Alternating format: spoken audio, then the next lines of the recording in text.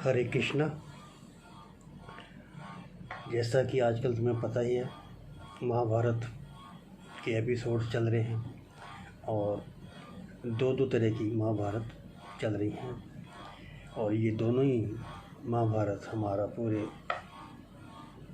देश का, पूरे बल्कि ये भी कहना चाहिए पूरे वर्ल्ड के अंदर भी कई कंट्री ऐसे हैं जो इस महाभारत को देखने के लिए टीवी के साथ चिपक के बैठ जाते हैं। किसी ने मेरे से पूछा था कि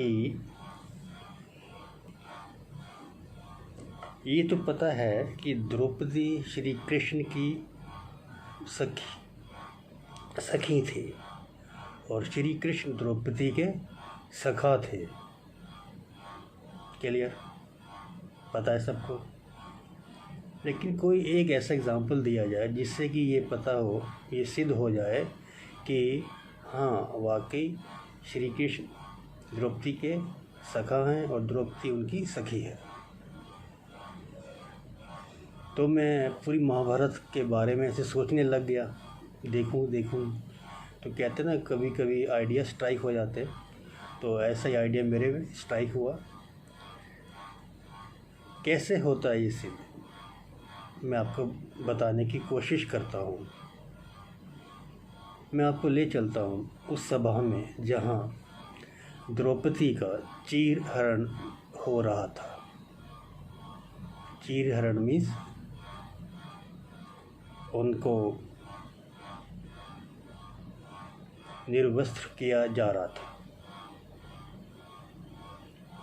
और सीन ये था कि द्रौपदी अपने दोनों हाथों से अपने आप को छुपाते हुए हरे कृष्ण कहती जा रही थी। लेकिन कुछ भी घटित नहीं हुआ। नथिंग डिड हैपन, कुछ नहीं हुआ। अब द्रौपदी ने सोचा ये तो अब दुशासन मेरे को पूरी जो मेरी साड़ी है उसको खींच देगा, उतार देगा। तब द्रौपदी ने सोचा कि अब मैं क्या करूं। तब द्रौपदी ने क्या किया, अपने दोनों हाथ ऊपर उठा दिए, यानी कि श्री कृष्ण कहते हुए अपने दोनों हाथ ऊपर उठा दिए और हरे कृष्ण कहने लग गए। आपको यहाँ बता देता हूँ मैं, जैसा आपको पता होगा किसी आतंकवादी है कोई, उसको हमारी आर्मी उसको घेर लेती है और उसको बोलती है कि हैंड्स अप। उसके बाद बोलती है सरेंडर योरसेल्फ। तो आतंकवादी क्या करता है, अपने दोनों हाथ ऊपर उठा लेता है और जो हमारी आर्मी है उसको पकड़ लेती है। तो ऊपर हाथ हटाने का मतलब उठाने का मतलब ये होता है कि मैंने सरेंडर कर दिया है, अब तुम जानो, तुम्हारा काम जानो। तो द्रौपदी ने ऐसी सरेंडर कर दिया कि हरे कृष्ण अब तुम जानो, तुम्हारा काम जाने। तो जब तक हम सरेंडर नहीं करेंगे ना,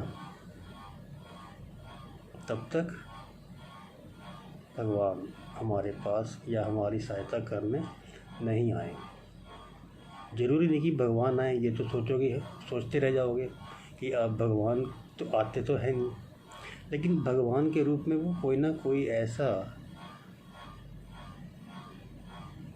पात्र आपके पास भेज देते हैं जो आपकी समस्या है या आपका कोई उलझन है उसको वो सॉल्व कर देता है। ठीक है ना, ऐसा होता है।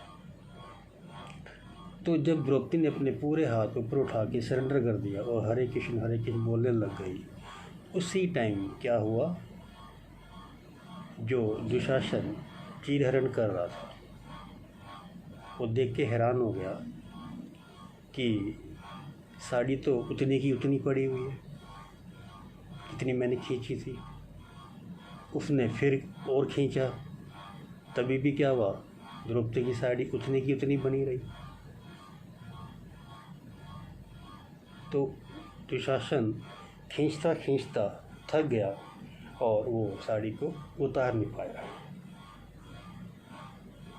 तो इससे बस ज़्यादा देर का नहीं है, इससे ये सिद्ध होता है कि सखा और सखी का जो रिलेशन है कितना पॉइज होता है, और एक दूसरे पे जब विश्वास होता है, सीधी सी बात है, हमारा और भगवान के ऊपर विश्वास होता है, तो वो आदमी या हम कभी भी किसी भी संकट में, किसी भी डायलेमा में, हम किसी भी दुविधा में फंसे हुए हों तो भगवान हमें निकाल ही लाते हैं। और ये बात भी सत्य है कि काफ़ी दुख भी देते हैं, क्योंकि परीक्षा लेने के लिए। ये भी उनका एक समझ लो एसिड टेस्ट है, या वो उनको देखते हैं भाई दुख में ये मेरा नाम लेता है या नहीं लेता है। तो ये भी है। तो जो भी ये सुन रहा हो उसको सखा और सखी का अंतर पता लग गया हो, और यानी कि दोनों की आपस में क्या ड्यूटीज़ बनती हैं, और उसको तुम्हें कभी प्रूव करना पड़ जाए सखा और सखी को, तो तुम प्रूव कैसे करोगे? किसी भी वे में हम प्रूव कर सकते हैं, लेकिन ज़्यादातर यही है कि कोई किसी प्रॉब्लम में फंसा हो उसकी हमें हेल्प करनी चाहिए। लेकिन ज़रूरी वही है, सखा और सखी के बीच का जो रिलेशन है वो होना चाहिए बिल्कुल निष्कपट और सरल होना चाहिए। आजकल की तरह बड़ा मुश्किल है। सखा मैं बता देता हूँ, अगर आजकल के ज़माने पे चला जाए तो वो क्या है, बॉयफ्रेंड है, और जो सखी है वो गर्लफ्रेंड है। और ये आजकल देख के काफ़ी ज़्यादा फ्रस्ट्रेशन भी होती है मेरे को भी और लोगों को भी, कि ये बॉयफ्रेंड गर्लफ्रेंड का जो सिस्टम है चलने लग गया है। ये हमारी संस्कृति के काफ़ी हद तक सही नहीं है। क्यों नहीं है? लेकिन जैसा द्रौपदी और कृष्ण और भी हैं भक्त, तुकाराम भक्त हैं, कबीर भक्त हैं, मीरा है, तो वैसा जो भक्ति है करनी चाहिए भगवान की, आजकल कोई कर नहीं पाता है। हाँ, 100 में से 1-2 हो सकते हैं जो अपने बॉयफ्रेंड गर्लफ्रेंड के लिए सेक्रीफाइस करते हैं, लेकिन मोस्टली आजकल यही है। लेकिन फिर भी मैं बोलूँगा, कोई भी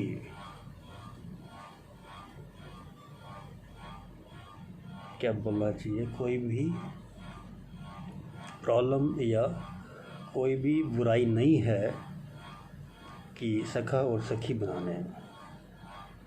बस ये रखो ध्यान कि तुम पहले अपने आप को अच्छा बनाओ।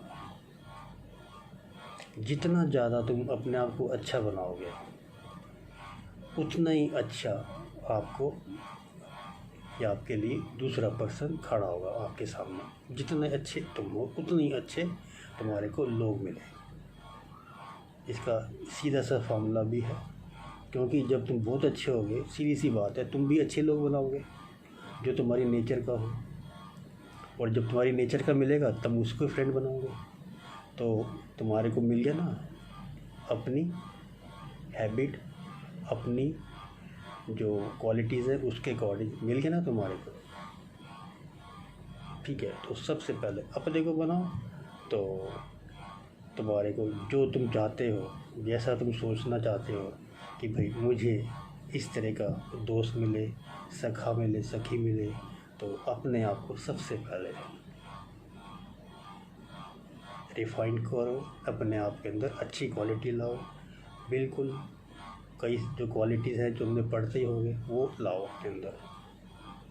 और एक बहुत ही सीक्रेट बात बता रहा हूँ, सच को थाम लो। सच को पकड़ो तो जितने भी दुनिया भर के ऐब हैं, बुराइयां हैं, उनसे बच जाओगे। और सीधा कहाँ जाओगे? बैकुंठ जिसको बोला जाता है, जहाँ पे देवताओं से भी ऊपर का निवास स्थान है, वहाँ जाओगे। महाभारत में तुमने, फिर मैं आ जाता हूँ महाभारत में, उसमें जो युधिष्ठिर था उसने किसको थाम रखा था? सच को, सच्चाई को थाम रखा था। और उसी की वजह से महाभारत का युद्ध युधिष्ठिर के फेवर में हुआ। मारा था ना द्रोणाचार्य को।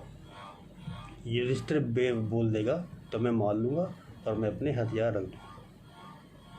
तो थोड़ा सा झूठ बोला था, लेकिन वो बहुत ही मामूली था। उसके लिए युधिष्ठिर को एक बार, जिसको बोलते हैं नरक को दिखाया गया था, बस, और कुछ नहीं हुआ था। तो सच को थाम लो, कई तरह की बीमारी से बच जाओगे। और मेंटल रिलीफ इतना मिलेगा। क्यों? इसका भी एक रीज़न है। जो बार बार झूठ बोलता है उसको मालूम नहीं होता मैंने कब क्या बोला था। इस टेंशन में वो और झूठ बोलता है।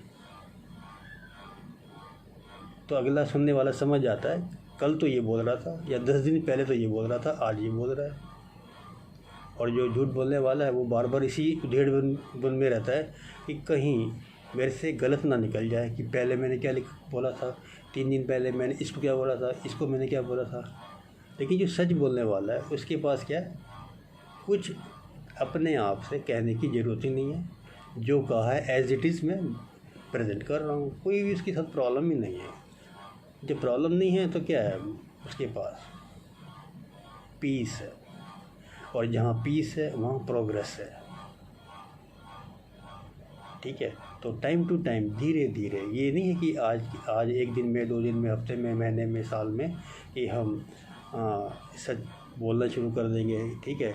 वो तो धीरे धीरे हैबिट में आता जाएगा तुम्हारी। और जो अपने अंदर, पहले अपने को अच्छा बनाओ, तो जो अच्छी क्वालिटीज़ हैं उनको समझो पहले, और धीरे धीरे वो क्वालिटी अपने अंदर लाओ, बस।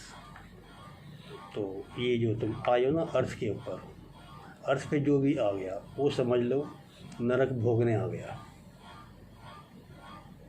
क्यों? छोटा सा बच्चा होता है, पेट से निकलता है, निकलते ही रोना शुरू करता है, उसको चाहिए खाने को, पीने को दूध चाहिए। पेरेंट्स काफ़ी हद तक उसकी डिमांड पूरी करते रहते हैं। फिर वो बड़ा होता है, पढ़ता है, उसकी जॉब लगती है, जॉब लगने के बाद वो अर्निंग करता है, अर्निंग करके चलो मान लो पेरेंट्स को कुछ पैसा देता है, शादी होती है, फिर वो अपने बच्चे संभालता है। और क्या होता है आजकल पता ही है, कमाने में क्या हो रहा है, बहुत स्ट्रगल हो रहा है। ऑफिस का काम घर पे आके करना पड़ता है, फ्रस्ट्रेशन हो जाती है ज़्यादा ओवरवर्क होने का, ये चल रहा है आजकल। फिर उसके बाद वो अपने बच्चों की शादी करता है और फिर वो बूढ़ा होता है। बुढ़ापे में क्या है, उसको पक्की बात है आजकल के टाइम में कोई ना कोई उसको डिजीज़ रोग कोई ना कोई ज़रूरी लग जाता है। हाई बीपी हो, लो बीपी हो, किसी भी तरह का। और फिर लास्ट में तुमने भी देखा होगा कई बड़े बुजुर्ग, लंबी उनकी एज हो जाती है और वो बहुत ही ज़्यादा, उनका जो जीना है वो काफ़ी मुश्किल हो जाता है। और वो सीधा ये बोलते हैं, हाय हे भगवान मुझे किसी तरीके से उठा दे। लेकिन भगवान उठाता नहीं है। वो जब तक अपने जो कर्म करके आया उसको नहीं वो भोगेगा, तब तक वो भगवान उसको नहीं उठाएंगे। इसलिए कहा गया है कि अच्छे कर्म करोगे तो अगला जन्म अच्छा मिलेगा, और अगले जन्म में जो मृत्यु मिलेगी बहुत ही सुखद मिलेगी।